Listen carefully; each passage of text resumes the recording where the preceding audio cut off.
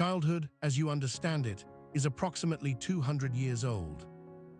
Not children, children have always existed, but childhood, the idea that a child is a fundamentally different kind of person, who exists in a protected separate category, who requires distinct conditions and extended time to develop into a human being, that idea was invented. Recently, by specific people in a specific place for specific reasons. Before roughly 1800, across almost every culture on Earth, children were not a separate category, they were small adults. They worked the same hours, wore the same clothes in miniature, participated in the same social spaces, witnessed the same violence and sexuality and death that adult life contained. There was no children's literature, no children's furniture, no concept of age-appropriate content. There was no childhood to protect. And then, in the space of about a century, we invented one. What we built was extraordinary. What we did to it afterward is the part nobody talks about. To understand why childhood didn't exist for most of human history, you have to understand what children actually were, economically, socially, biologically, in a pre-industrial world. In an agricultural society, a child of 5 or 6 was a productive unit, not cruelly, practically. They could feed animals, carry water, watch younger siblings, pull weeds, scare birds from crops. By 10, they were doing adult agricultural labor. By 12 or 13, in many cultures, they were considered ready for marriage, apprenticeship, military service. The concept of adolescence, an extended transitional period between childhood and adulthood, didn't exist because there was no economic space for it. You were dependent, and then you were useful, and the transition happened as fast as the body allowed. Paintings from medieval Europe that depict children show them as miniature adults, same proportions, same clothing, same expressions as the adults around them. Historians once interpreted this as artistic incompetence, an inability to accurately render a child's body. Philippe Aries, the French historian who first systematically studied the history of childhood in 1960, argued something more radical. The medieval painter drew children as small adults because that is what children were understood to be.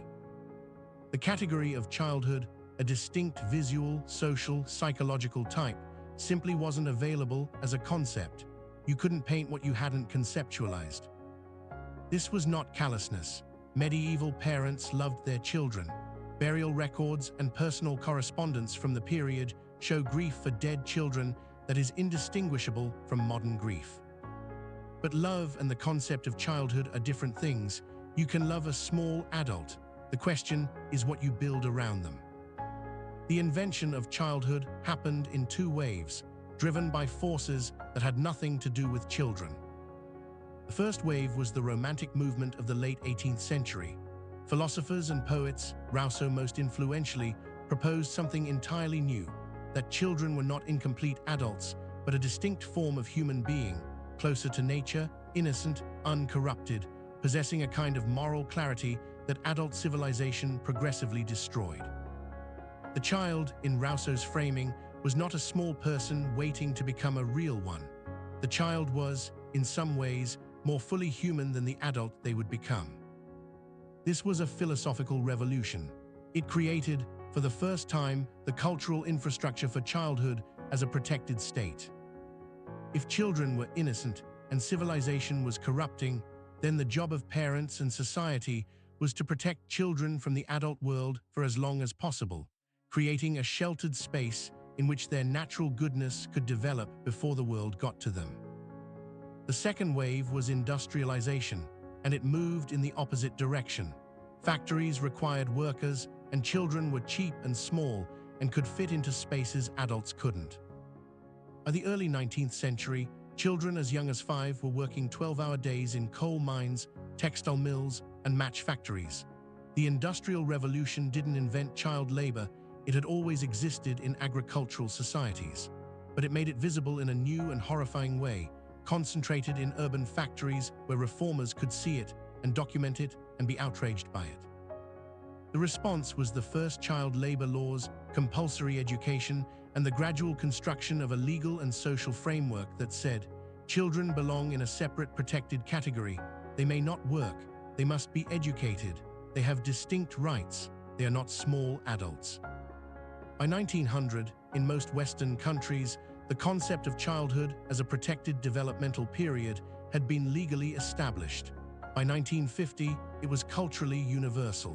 By 1980, it was the unquestioned baseline assumption of how human development worked. The invention had succeeded. Here's where it gets complicated. The protected childhood that reformers built was designed to shield children from one specific threat, the industrial economy, keep children out of factories, give them time to develop, protect their innocence.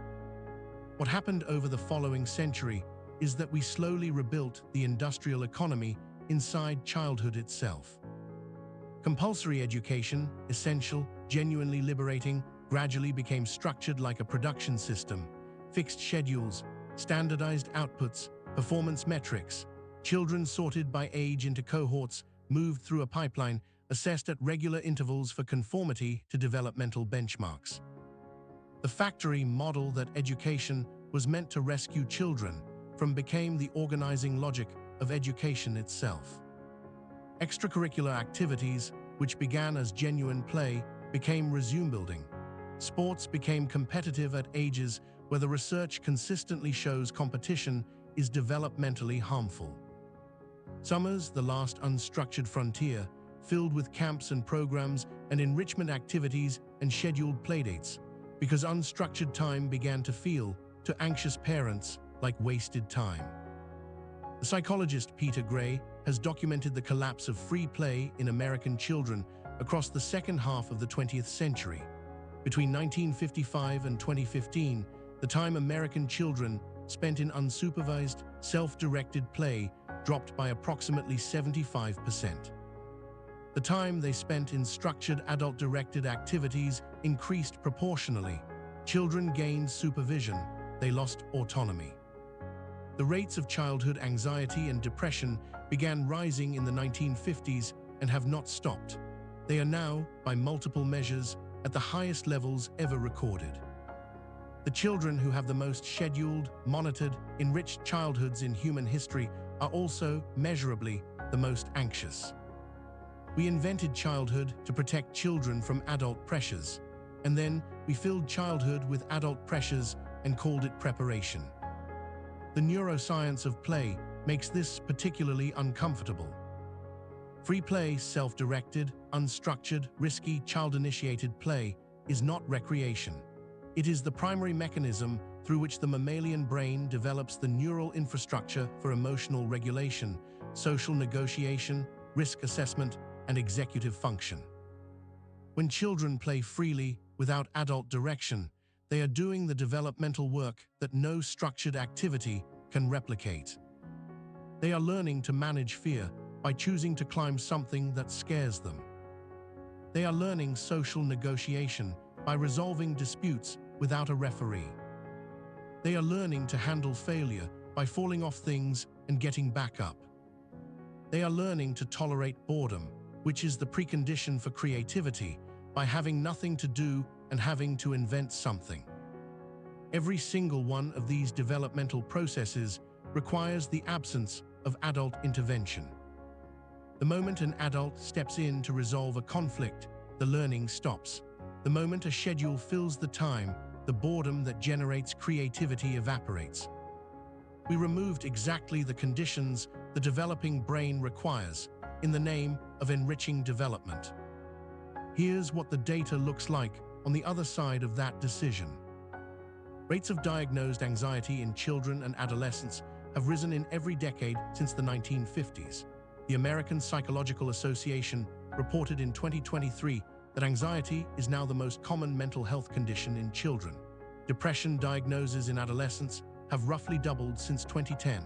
Emergency room visits for self-harm among children aged 10 to 14 have increased significantly in the same period. These are children who have more material comfort, more educational opportunity, more professional support, and more adult attention than any generation in human history.